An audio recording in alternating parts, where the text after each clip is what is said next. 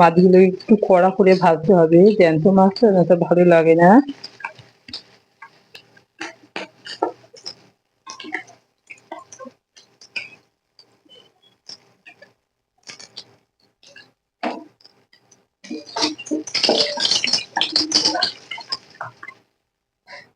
এখানে আমি ফোড়নের জন্য নিয়েছি একটা তেজপাতা, একটু সাদা জিরে, একটা গোটা শুকনো লঙ্কা। এটা আমি ফোড়নে দিয়ে দেবো।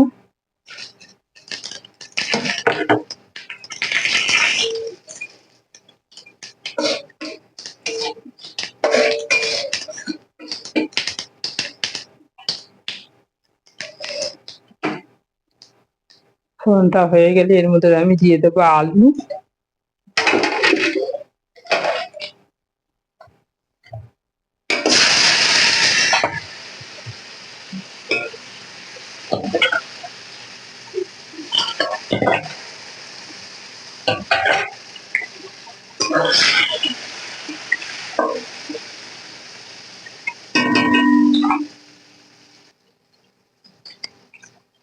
আলুটাতে সামান্য একটু নুন দিয়ে দেবো। এখানে আলুটা ভালো করে ভাজা হয়ে গেছে, তো এখানে আমি এখন দেবো একটু আদা বাটা,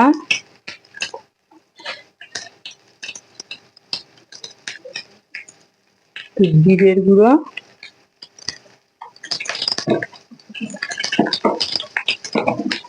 একটু লঙ্কা বাটা,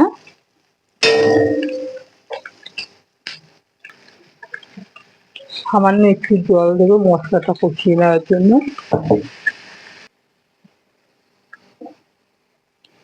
হলুদ,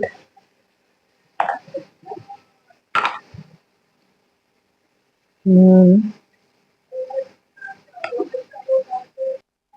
এখানে দুটো চেরা কাঁচা লঙ্কা দিয়ে দিচ্ছি, যাদের ঝাল খেতে ইচ্ছে করবে তারা এটা ডলে নিতে পারবে, যারা ঝাল অল্প খায় তাদের দরকার নেই। মশলাটা ভাজা ভাজা হয়ে গেছে, এখানে আমি কেটে ধুয়ে রাখা ঝিঙাগুলো দিয়ে দিলাম।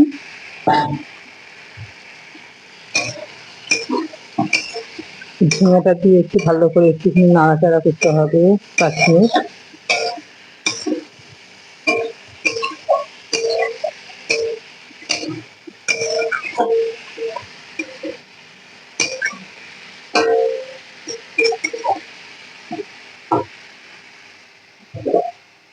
একটু ঢেকে দেবো।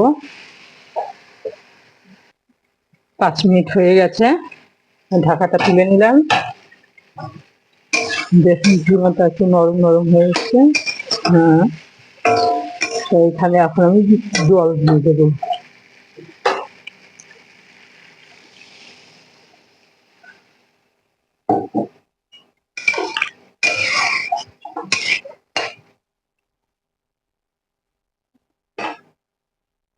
এটা ফুটে উঠলে তখন আমি মাছ ভেজাটা দিয়ে দেবো। ঝোলটা ফুটে উঠেছে, এখানে এখন ভেজে রাখা মাছগুলো আমি দিয়ে দেবো।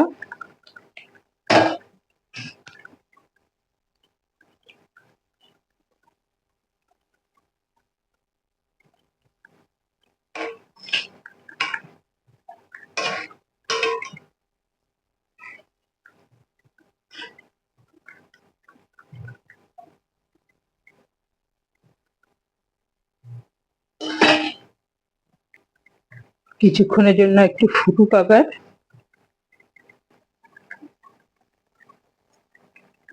হয়ে গেছে ঝোলটা, এখানে আমি এখন ধনেপাতা দিয়ে এটা নামিয়ে দেব।